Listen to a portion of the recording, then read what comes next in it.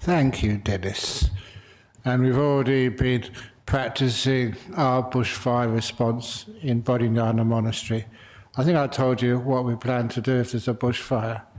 We all stand in line, face the bushfire, and on my command, 1, 2, 3, all the monks,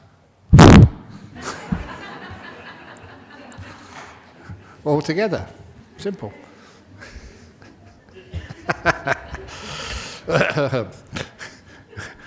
We do have other ways of dealing with it as well. But anyhow, I don't know if today's the 29th, isn't it? Yeah. There's 2 days' time, the 31st of January. That's the anniversary of in 1991, when we had a big bushfire come through Bodhinyana Monastery. And that day before the fire, it was 46 degrees. That was the hottest day ever recorded in history in Western Australia. It still counts as number 2 in the record books. 46 degrees is very hot. And we had a bushfire come through afterwards. But because we're monks, we always know how to be calm and peaceful. It doesn't matter when there's a fire coming through. You know exactly what to do, being well trained to protect the central area. If the fire really comes through, just protect yourselves, your own body. And so we protected everything. We had to evacuate because of the orders from the bushfire man who was in charge. But nevertheless, when we went back the next morning, you could see all the huts were there. The trees, the leaves had all gone. But the huts were still there. It's an amazing sight to see. And I still remember the chief of the bushfire brigade from Perth came down to inspect. And I remember taking him around to some of those huts, and he looked up and down underneath and said, "This should not be here." I always remember those words. Because there's sometimes, it's amazing things in life. It's not just science. Science gives a rough outline of what's possible in life. But there's something much more to science, much more than science. And we're not sort of heedless. We make sure that we can use whatever we've learned as monks over those years to do even more than some people think is possible. It's a wonderful thing that we have those experiences, how to deal with the biggest crown fires without getting upset or without overreacting. Because often it's when you're afraid and you have fear, then that's when the injuries start. If you keep a calm mind and very peaceful and act appropriately at the right time, usually you can be pretty safe. Too many injuries, too much damage arises when we overreact, especially with fear. That's one of the reasons why, just to say a few extra words, that when, I think it was Curtin University came with their psychology department to interview all the monks who were there at that fire, because they wanted to do good research. This was a life and death situation we were right in the middle of. But I asked them, what did you do with that research? They said, we couldn't use it. It was too abnormal. You guys weren't afraid. And that's a true story. They interviewed everybody, but they were surprised by, we didn't start dreaming of fires or wake up in the middle of the night smelling smoke which wasn't there. We know how to let go of things like trauma. It's not that hard. And that's what you're here to learn. And one of the best ways of learning that is by meditation. So let's, if you'd like to sit down, if you're not already sitting down, close your eyes.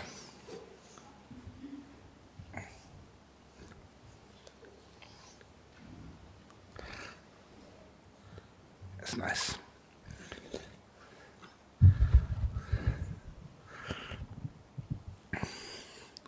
And with your eyes closed, that's good. Remember, this is your meditation time. This is time that you give to your spiritual path. So please don't, if you like, defile this half an hour with busyness. Just like you take your shoes off before you come in this hall, please take the past and the future off your mind when you come and sit in meditation. Grant yourself moments of peace. It's a gift that you give to yourself.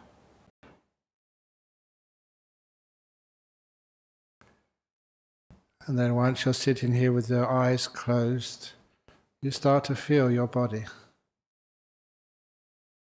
When you're not so distracted with sights and sounds, you can actually feel this body sitting here. And I start by checking my legs, asking my legs, how are you? If you make an inquiry, you ask a question, even from part of your body, you get an answer. Just like when the doctor asks, how are your legs, if you've got sore legs or you're recovering from a knee operation or something.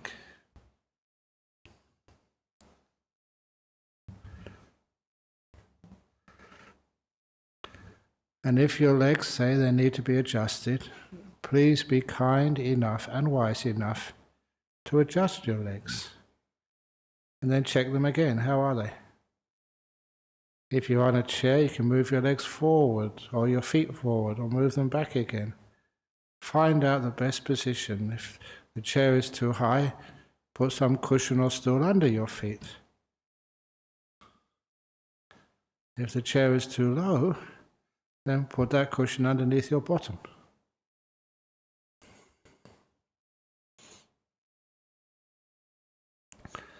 And when your legs are comfortable, I mean really comfortable, you can't see any ache or pain in there, then move up your body to your bottom, your butt.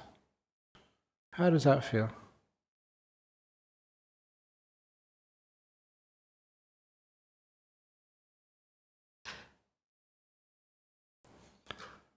If you need to adjust, to fidget, now's the best time to do it. Just out of kindness to your own body. And you can do this little exercise of sweeping through your body and relaxing each part of it just before you go to sleep at night. And then when your body's really relaxed, you have a wonderful sleep. But this position is not for sleeping, for being peaceful and aware. So move the awareness up from your butt to your back, making sure that the back is not too tight, not too loose, not bent forward or bent backwards and causing you irritation. What is the most comfortable position for your back right now? And once you discover that, then stay there.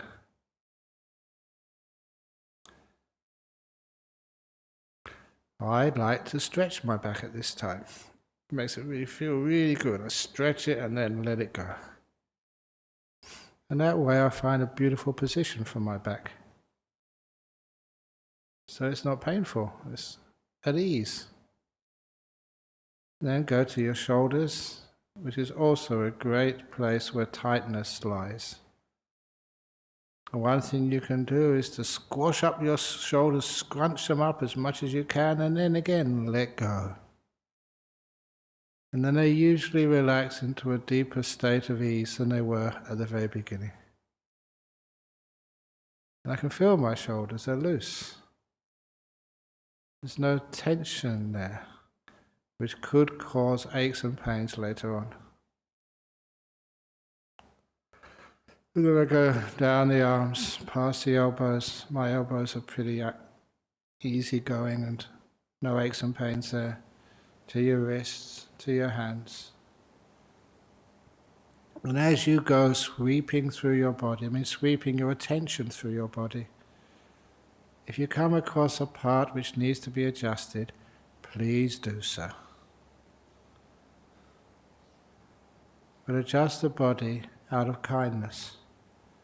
It's like I ask my hands, as if they were a separate being from me. Ask my hands, are you comfortable there? I always get an answer, and I adjust my hands accordingly. And the hands are just so at ease now. So at ease I don't need to move them. So then I go back up to my shoulders and my neck. Sometimes if the head is not balanced properly on top of the neck, that's where you get a lot of neck pain from. So I move my head forward and back to the side until I know what is the most comfortable position for my own head upon my neck, so the neck is comfortable. And then to the face. And often notice, you can tell by people's expressions around their eyes, mouth, or even forehead. If those areas are tense, screwed up or stretched, it's a sign there's some emotional blockage there.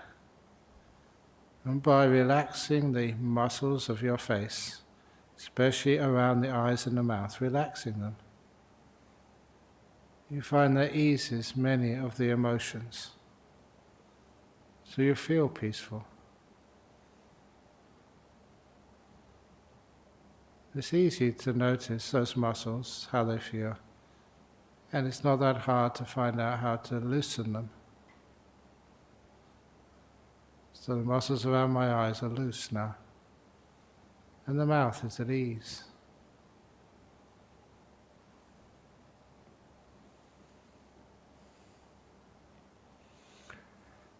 And having relaxed my whole body, part by part, now I look at the body all connected together as a unit, as a whole. Just the body. And I just check it again to make sure it's as comfortable as possible.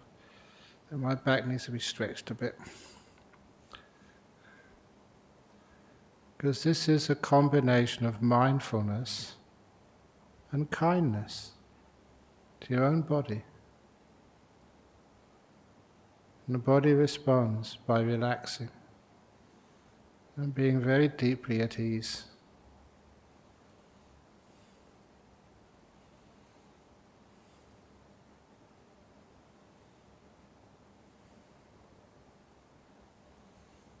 When my body feels relaxed, I start to notice what I call the delight of relaxation.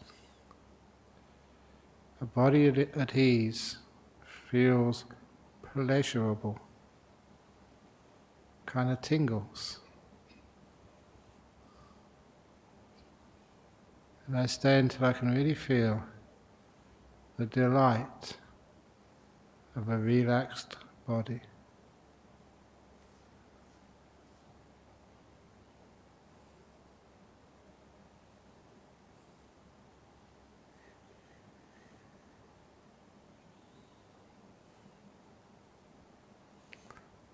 And that delight, if you can feel it, experience it, is how wonderful it is to be relaxed, sitting perfectly still.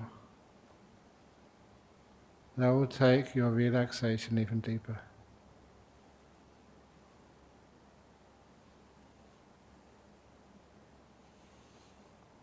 And you start to notice that meditation feels good. It feels wonderful sometimes.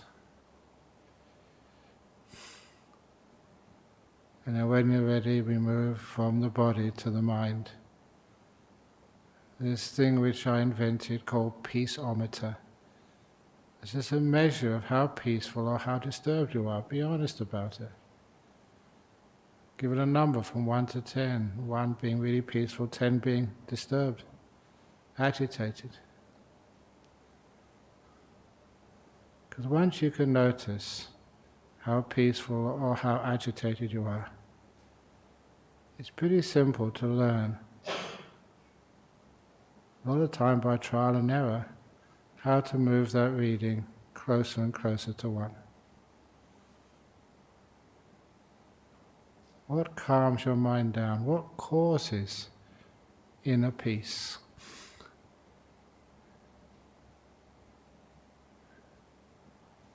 You also discover present moment awareness, silence, no thinking. That actually causes the mind to slow down, become very peaceful, very delightfully still. So the past, you never truly know what happened. So just be kind to your past. Just let it be.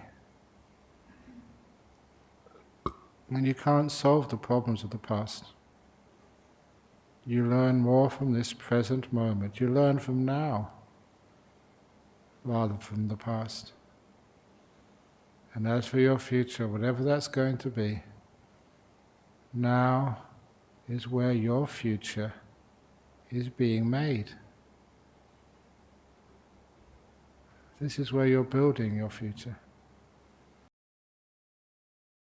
So stay in this moment and build a peaceful, relaxed and healthy future for yourself.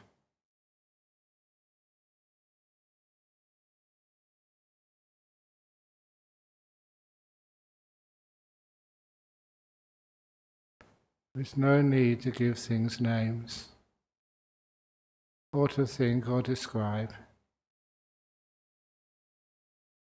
Being here in this moment is like listening to great music. You can't really give it names. You can't even have a conversation about it. You just experience it, know it, and enjoy it. Please just experience this moment. Enjoy it. When it's gone, you let it go, a new moment comes. You don't try and capture anything if we want to be peaceful and free.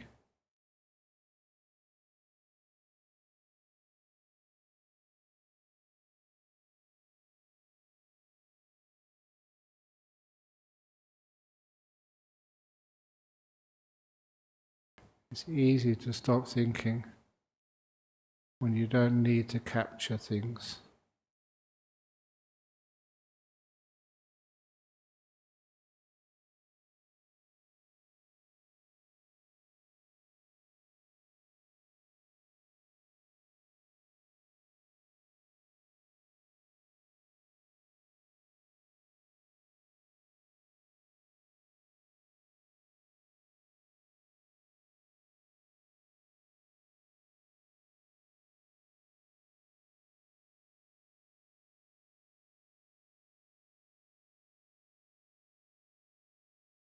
You want to start watching your breathing. The breath comes into your body, wherever it comes in, just be kind to it. Breathing in peace, breathe out, let go, if you want. Just like you're sitting by the beach, watching these very gentle, calm waves come up the shore, and just go back again. Breathing in peace. Breathe out, let go. Just happy to be here. Not trying to get anywhere, but enjoying being here.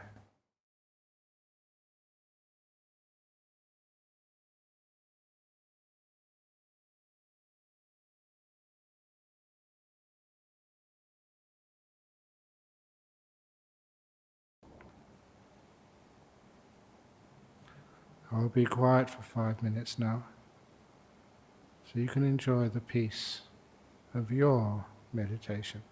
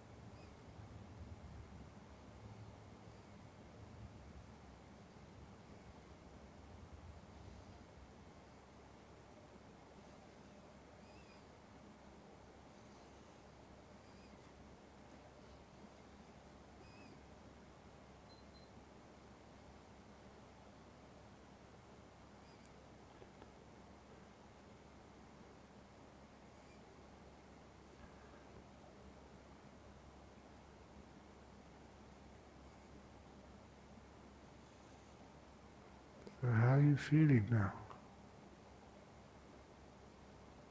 What are you aware of inside? And how peaceful is it?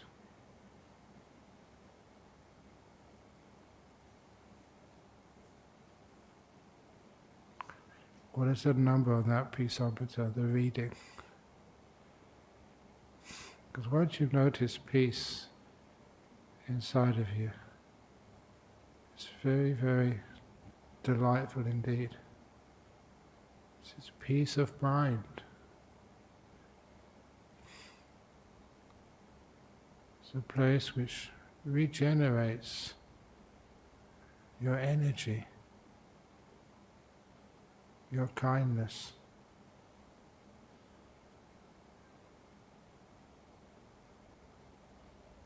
And how does your body feel now?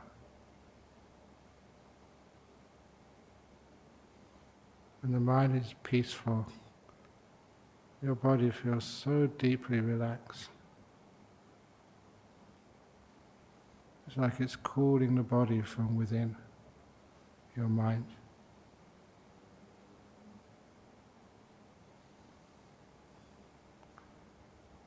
It's getting close to the end of the meditation, unfortunately.